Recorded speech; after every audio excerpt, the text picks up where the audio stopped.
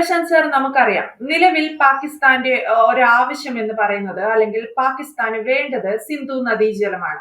India കൊടുക്കാൻ തയ്യാറല്ലാത്തതും സിന്ധു നദീജലമാണ്. കാരണം അത്രയ്ക്കുണ്ട് പാകിസ്ഥാൻ ഏറ്റവും ഒടുവിൽ ഇന്ത്യയോട് കാണിച്ച നെറുകേടുകൾ. അതുകൊണ്ട് തന്നെ സിന്ധു നദീജല കരാർ റദ്ദാക്കിയതിൽ ഒരു ഇഞ്ച് പോലും ഒരു ചർച്ചയ്ക്കും ഒരാളോടും ഇന്ത്യ തയ്യാറല്ല എന്നാണ് ഇന്ത്യ അറിയിക്കുന്നത്. അപ്പോൾ പാകിസ്ഥാനോട് നമ്മൾ ഈ സിന്ധു നദീജലം ഒരു പക്ഷേ തരാം എന്നുള്ള ഒരു തീരുമാനത്തിലേക്ക് ഇന്ത്യ എത്തുകയാണെങ്കിൽ പകരം ഇന്ത്യ എന്തെങ്കിലും ആവശ്യപ്പെടാനുള്ള ഒരു സാധ്യതയുണ്ടോ? കാരണം നമ്മൾ ഈ സോഷ്യൽ മീഡിയയിൽ പല വിധത്തിലുള്ള ചർച്ചകൾ കാണുന്നുണ്ട്. അതിൽ കണ്ട ഏറ്റവും രസകരമായിട്ടുള്ള ഒരു കാര്യമാണ്, അങ്ങനെയാണെങ്കിൽ ഇന്ത്യ ഭീകരരെ ആവശ്യപ്പെടണം എന്നുള്ളത്.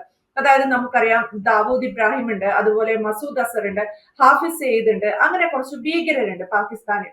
ഇവരെ തന്നാൽ ഇന്ത്യ സിന്ധു നദീജലത്തിന്റെ കാര്യത്തിൽ ഒരു തീരുമാനത്തിലെത്താം എന്നൊക്കെ പറയാൻ സാധ്യതയുണ്ടെന്ന് സോഷ്യൽ മീഡിയ ചർച്ചകൾ നടക്കുന്നു. അത്തരത്തിലുള്ള ഒരു നിലയിലേക്കൊക്കെ ഇന്ത്യ കടക്കാൻ സാധ്യതയില്ല.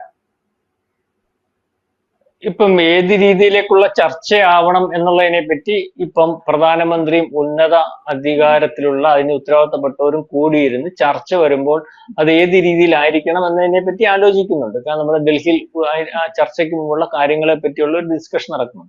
അപ്പൊ ചർച്ച എന്ന് പറയുമ്പോൾ ഒരു പക്ഷെ ഉച്ചയ്ക്കായിരുന്നു അതിന്റെ സമയം വെച്ചിരുന്നു. ഇപ്പൊ എനിക്കൊന്ന് വൈകിട്ടത്തേക്ക് മാറ്റിയിട്ടുണ്ട്. അപ്പം അതിനകത്ത് ഈ പാകിസ്ഥാൻ ആവശ്യപ്പെടാൻ പോകുന്ന കാര്യങ്ങൾ എന്തൊക്കെ എന്നുള്ളത് കേട്ടതിന് ശേഷമായിരിക്കും ഇന്ത്യയുടെ ആവശ്യങ്ങൾ പറയാൻ പോകുന്നത്. അപ്പം ഈ നീതു പറഞ്ഞ കാര്യം, ഈ പറയുന്ന 3 പേരുണ്ടായിരുന്നല്ലോ, ഇപ്പൊ പറഞ്ഞ 3 പേരുകൾ കൊടും ഭീകരരുടെ 3 പേര്. ദാവൂദ് ഇബ്രാഹിം എന്ന് പറയുന്ന ആളുണ്ടോ എന്നുള്ള കാര്യത്തെ പറ്റി നമ്മൾക്കറിയത്തില്ല. അയാളെ കൊന്നുകളഞ്ഞു എന്നുള്ള രീതിയിലേക്കുള്ള വാർത്തകൾ നേരത്തെ പ്രഖ്യാപിത വാർത്തകളൊന്നും അയാൾ അവിടെ ഇല്ലെന്നാണല്ലോ അവർ പറയുന്നത്. അപ്പൊ അവർക്ക് ആണെങ്കിൽ തന്നെയും പറയാൻ പറ്റത്തില്ല. അപ്പൊ അദ്ദേഹം ഉണ്ടോ എന്ന് എനിക്കറിയത്തില്ല. ഉണ്ടെങ്കിൽ തന്നെ അവരെ ആവശ്യപ്പെടും, ഈ പറയുന്ന മറ്റ് ഭീകരരെ ആവശ്യപ്പെടും. അപ്പം പിന്നെ പല രീതിയിലേക്കുള്ള ചിന്ത പലരുടെയും വരുന്നത് പിഒക്കെ സ്വതന്ത്രമാക്കി തരണം എന്നുള്ള രീതിയിലേക്ക്. അപ്പം ഈ രീതിയിലേക്കുള്ള ഒരാവശ്യവും അല്ലെങ്കിൽ അത്തരത്തിലേക്കുള്ള ഒരു കാര്യവും നമ്മൾ ഇതുവരെ മുന്നോട്ട് വെച്ചിട്ടില്ല. അവർ നമ്മുടെ അടുത്ത് പറയാൻ പോകുന്ന ഒരു വിഷയം, നമ്മൾ ഈ യുദ്ധപ്രഖ്യാപനം അല്ലെങ്കിൽ പഹൽഗാം ആക്രമണത്തിന് ശേഷം നമ്മൾ എടുത്ത ആദ്യത്തെ തീരുമാനം, നയതന്ത്ര തീരുമാനം എന്ന് പറഞ്ഞാൽ ലോകത്തെ ഞെട്ടിച്ചുകൊണ്ടുള്ള ഒരു തീരമാണ് സിന്ധു നദീജല കരാർ. അതായത് പാകിസ്ഥാനിലേക്ക് പോകുന്ന വെള്ളം അവർക്ക് കൊടുക്കാൻ പറ്റാത്തൊരവസ്ഥ. അത് പഞ്ചാബ് സിന്ധ് മേഖലയിലേക്ക് ഇനി കൃഷിയിടങ്ങളിലെ ഏറ്റവും കൂടുതൽ ഈ വെള്ളമാണ് ഉപയോഗിക്കുന്നത്. നമ്മൾ ഈ പറഞ്ഞതുപോലെ തടഞ്ഞാൽ അല്ലെങ്കിൽ യുദ്ധമായിട്ട് തീരുമാനിക്കും എന്നൊക്കെ പറഞ്ഞ് പാകിസ്ഥാൻ എന്ന് പറഞ്ഞായിരുന്നു. നമ്മളിൽ നിന്നും ചരിച്ചിട്ടില്ല. ഇപ്പൊ നമ്മൾ യുദ്ധം ചെയ്തില്ല, അവന്മാർ ഇങ്ങോട്ട് കയറി, നമ്മൾ ഭീകര കേന്ദ്രങ്ങൾ അഴിച്ചപ്പോൾ ഇങ്ങോട്ട് കയറി നമ്മുടെ തന്ത്രപ്രധാനമായിട്ടുള്ള സ്ഥലങ്ങൾ ആക്രമിക്കാൻ ശ്രമിച്ചപ്പോഴാണ് നമ്മൾ തിരിച്ചടികൾ കൊടുത്തത്. ആ തിരിച്ചടി പോലും പാകിസ്ഥാനെ തകർത്തിരിക്കുന്നു. ഏതാണ്ട് കോടാനുകോടി രൂപ അല്ലെങ്കിൽ റീബിൽഡ് ചെയ്ത് വരണമെങ്കിൽ ഇപ്പോഴത്തെ അവസ്ഥയിൽ പാകിസ്ഥാന് പറ്റാത്ത രീതിയാണ്. അത് പാകിസ്ഥാൻ പരസ്യമായിട്ട് സമ്മതിക്കുകയും അല്ലെങ്കിൽ എന്തൊക്കെ സംഭവിച്ചു എന്നുള്ളതിനെ പറ്റി പാകിസ്ഥാൻ മാധ്യമങ്ങൾ കൊടുത്തതും ഇപ്പൊ ലോകത്തുടനീളമുള്ള മാധ്യമങ്ങൾ നേരിട്ട് സംഭവ വികാസങ്ങളെ പറ്റി പഠിച്ചു വന്നപ്പോൾ റിപ്പോർട്ട് ചെയ്ത് വന്നിട്ടുണ്ട്. പാകിസ്ഥാന്റെ എവിടെയൊക്കെ പോയിട്ടുണ്ട്, പാകിസ്ഥാന്റെ എന്തൊക്കെ സംഭവിച്ചിട്ട് എന്നതിനെ പറ്റി. ഇപ്പൊ ഞാൻ പറയാൻ പോകുന്നത്, വെള്ളത്തിന്റെ മറവിൽ തലകൾ ഉരുളും ചിലപ്പോൾ. നമ്മൾ ഈ പറയുന്നത് പോലെ അല്ല. ഈ പറഞ്ഞ ഭീകരർ എന്ന് പറഞ്ഞാൽ ഈ പറയുന്ന മസ്തൂദ് അൻസർ ആയാലും കൊള്ളാം, മറ്റു ഭീകര ഈ പറഞ്ഞ പേരിലുള്ള ഭീകരന്മാരായാലും കൊള്ളാം, ഇവന്മാരെ അവിടുത്തെ ഈ പാകിസ്ഥാൻ പ്രധാനമന്ത്രിക്ക് പിന്നെ ഉള്ളൂ. അവിടുത്തെ ജനങ്ങൾക്കകത്ത് ഇവന്മാരെ ദൈവമായിട്ട് കാണുന്നവരുണ്ട്. പല പ്രവിശ്യകളുടെ കയ്യിലുണ്ട്. ഇവരൊക്കെ എന്ന് പറഞ്ഞാൽ അവരെ വിട്ടുകൊടുക്കുന്ന ഒരു തീരുമാനം പാകിസ്ഥാൻ ഗവൺമെന്റിന് അല്ലെങ്കിൽ സൈന്യത്തിനോ അല്ലെങ്കിൽ പ്രധാനമന്ത്രിക്കോ ഒരുത്തർക്കും എടുക്കാൻ പറ്റത്തില്ല. പിന്നെ പാകിസ്ഥാൻ എന്ന് പറയുന്ന സ്ഥലത്ത് അവർക്ക് ഈ ഭരണാധികാരികൾക്ക് നിലനിൽപ്പുണ്ടാകുന്നില്ല. പിന്നെ പിഒക്കെയുടെ വിഷയം നമുക്ക് തരുന്നതിനെ പറ്റി തീരുമാനമെടുക്കാൻ പാകിസ്ഥാൻ ഇപ്പൊ നമ്മൾ ചോദിച്ചാൽ തന്നെ പറ്റും. ഓക്കെയാ, അതൊക്കെ ഈ പറയുന്ന ആഭ്യന്തര വിഷയത്തിനകത്തും പാകിസ്ഥാന്റെ ഇപ്പോഴത്തെ പോക്കും അനുസരിച്ച് നാളെ കാലത്ത് നമ്മുടെ കയ്യിലേക്ക് തന്നെ വരുന്ന ഒരു കാര്യത്തിലേക്ക് പോകും. അല്ലെങ്കിൽ ഈ യുദ്ധം ഇപ്പൊ മുന്നോട്ട് കൊണ്ടുപോയത് പിടിച്ചെടുത്ത് നമുക്ക് കൊണ്ടുപോരാവുന്ന ഒരു അവസ്ഥ ഉണ്ടല്ലോ. നമുക്കതൊന്നുമല്ല. പാകിസ്ഥാനകത്ത് ആഭ്യന്തര കലവത്തിൽ കൂടി തന്നെ പാകിസ്ഥാനകത്ത് വിഷയങ്ങൾ ഉണ്ടാകും. നമ്മൾ ആഗ്രഹിക്കുന്ന പോലെ പാകിസ്ഥാൻ പിളരും. പിഒക്കെ ഈ പറയുന്ന ബലൂചിസ്ഥാനും തെഹ്രീക്കെ താലിബാനും ഉൾപ്പെടെയുള്ളവർ നമ്മുടെ കയ്യിൽ കൊണ്ടുതരുന്ന ഒരു അവസ്ഥയിലേക്ക് പോയി. അപ്പൊ നമ്മൾ ഇന്ന് വെക്കാൻ പോകുന്ന ചർച്ചയിൽ നമ്മൾ ആവശ്യപ്പെടുന്ന കാര്യങ്ങൾ പാകിസ്ഥാന് ഒരിക്കലും നിവർത്തിച്ച് തരാൻ പറ്റുന്ന ഒരവസ്ഥയിലേക്കുള്ള കാര്യങ്ങൾ ആയിരിക്കത്തില്ല. അവർ ആവശ്യപ്പെടാൻ പോകുന്നത് നമ്മൾ എടുത്ത നയതന്ത്ര തീരുമാനത്തിനകത്ത് ഈ സിന്ധു നദീജല കരാർ ഉൾപ്പെടെയുള്ളതിനകത്ത് നമ്മൾ അത് റദ്ദ് ചെയ്യണം, അല്ലെങ്കിൽ നേരത്തെ കൂട്ട് പുനഃസ്ഥാപിക്കണം. കാരണം അവിടെ അത് ഇല്ലാതെയായാൽ അതിനകത്ത് അവർക്ക് പിടിച്ചു നിൽക്കാൻ പറ്റില്ല. നമ്മൾ പറയുന്നത് ഏറ്റവും കൂടുതൽ നമുക്കറിയാം ഈ പഞ്ചാബ് പ്രവിശ്യയിൽ നിന്നാണ് ഈ ഭീകരന്മാരെ ട്രെയിൻ ചെയ്ത് നമ്മളിലേക്ക് കയറ്റിവിടുന്നത്. പിന്നെ നമ്മൾ എന്തിനാ ഇവനിപ്പോ വെള്ളം കുടിച്ചവനെ പോയിട്ട് അവിടെ ട്രെയിനിങ്ങിന് വേണ്ടി നിൽക്കേണ്ട ഒരവസ്ഥ.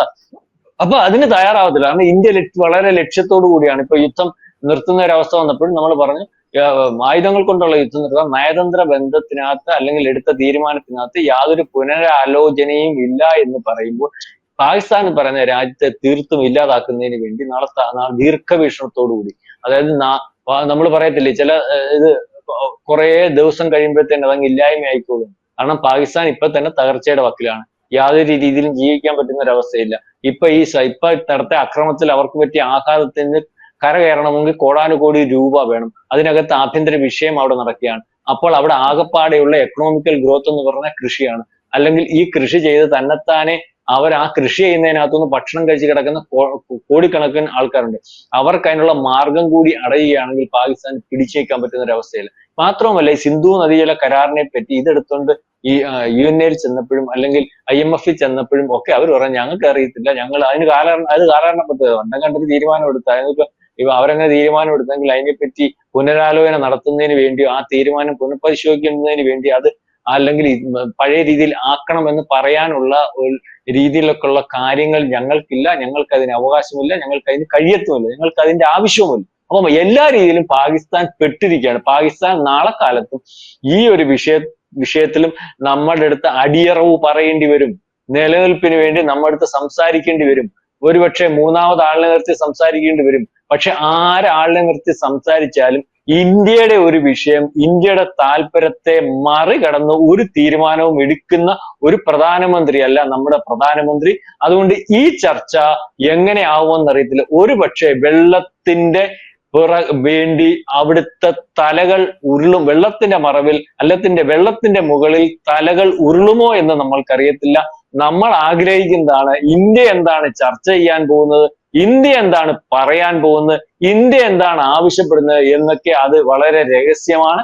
നീതു പറഞ്ഞതുപോലെ ഈ വക കാര്യങ്ങൾ ഒക്കെ ആയിരിക്കുമോ ഇന്ത്യ ചോദിക്കുന്നത്? POK സ്വന്തമാക്കണമെന്നോ ആയിരിക്കുമോ ഇന്ത്യ ചോദിക്കുന്നത്? അല്ലെങ്കിൽ ഈ ഭീകരന്മാരെ ദാവൂദ് ഇബ്രഹാമിനെ ഉൾപ്പെടെയുള്ളവനെ തിരിച്ചു തരണമെന്നാണോ ചോദിക്കുന്നത്? അത് പാകിസ്ഥാന് കഴിയുമോ? അല്ലെങ്കിൽ പാകിസ്ഥാൻ അത്തരത്തിൽ ചെയ്തിട്ട് സിന്ധു നദീജല കരാർ പുനഃസ്ഥാപിക്കുമോ? ഏതായാലും വൈകിട്ട് ചർച്ച വെച്ചിട്ടുണ്ട്. ആ ചർച്ചയ്ക്കകത്ത് എന്ത് തീരുമാനം ഉണ്ടാകും എന്നതിനെ പറ്റി അറിയത്തില്ല.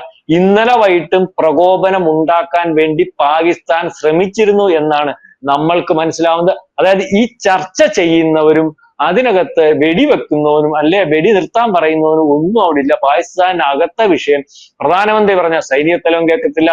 ഇപ്പൊ സൈന്യത്തിനകത്തെ വിഷയം എന്ന് പറഞ്ഞാൽ സൈനിക തലവൻ പറഞ്ഞാൽ കേൾക്കാത്ത രീതിയിൽ സൈന്യത്തിനകത്തും മുനീറിന്റെ സൈന്യം, പുതിയ സൈനിക തലവന്റെ സൈന്യം, അല്ലെങ്കിൽ ഉപദേഷ്ടാവിന്റെ ഭാഗമായിട്ട് ഇരിക്കുന്ന സൈന്യം, ഇപ്പൊ സൈന്യത്തിനകത്ത് തന്നെ പ്രശ്നങ്ങളാണ്. അപ്പം ഇത് എത്രത്തോളം ആകും എന്നുള്ളതിനെ പറ്റി അറിയത്തില്ല. ചർച്ച നടത്തി തീരുമാനമെടുത്താൽ ബാക്കിയുള്ളവർ ഏത് രീതിയിൽ അല്ലെങ്കിൽ പ്രതികരിക്കുമെന്ന് അറിയാൻ പറ്റത്തില്ല. അതുകൊണ്ട് ഈ ചർച്ചയിലൊന്നും VLAക്കാർ പറഞ്ഞ പോലെ ചർച്ചയിലൊന്നും വലിയ ശുദ്ധാപ്തി വിശ്വാസം വേണ്ട. യുവമാരുടെ ഉറപ്പിനകത്തും വിശ്വസിക്കേണ്ട. ഇത് ചതിയൻ രാജ്യമാണ്, അല്ലെങ്കിൽ ഭീകരന്മാരുടെ അതേ സ്വഭാവമുള്ള രാജ്യമാണ്. അപ്പോൾ ഏതായാലും ചർച്ച വരട്ടെ. ഇത്തരത്തിൽ ഭീകരന്മാരുടെ തല ഉരുളുമോ എന്ന് നമുക്ക് നോക്കാം. അതാണ് എന്തായാലും ഇന്ന് നടക്കുന്ന ചർച്ചയ്ക്കനുസരിച്ച് ചർച്ചയിൽ എന്ത് തീരുമാനിക്കും എന്നതിനനുസരിച്ചായിരിക്കും പാകിസ്ഥാന് സിന്ധു നദീജലം നൽകണോ വേണ്ടയോ എന്നതടക്കമുള്ള തീരുമാനങ്ങൾ വരിക. പക്ഷെ പകരം ഇന്ത്യ എന്ത് ആവശ്യപ്പെടും എന്നതിലേക്ക് തന്നെയാണ് ലോകം ഉറ്റുനോക്കുന്നത്. വ്യക്തമാണ്. Thank you Prashant sir.